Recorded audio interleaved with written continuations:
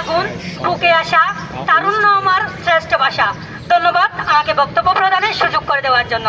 আমি আরিফুল ইসলাম নাহিদ, রয়্যাল বাংলাদেশের সাইলিট হিসেবে আছি। সম্মানিত উপস্থিতি, সবাইকে আমার আন্তরিক শুভেচ্ছা এবং সালাম। আসসালামু আলাইকুম।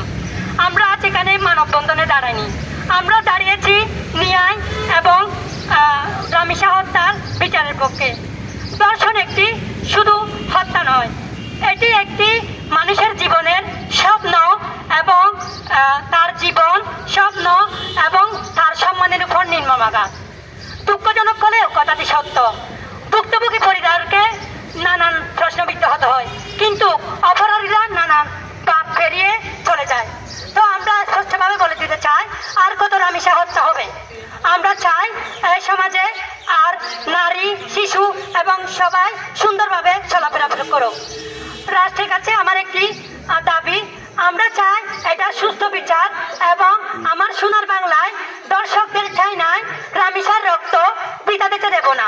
এই প্রতিপাদ্য বিষয়কে আমি সামনে রেখে আবারও বলতে চাই, রামিসার রক্ত বৃথা দিতে দেব না। আমার সোনার বাংলায় দর্শকের চাই নাই, এই যেন সুস্থ বিচার চাই। ধন্যবাদ সকলকে।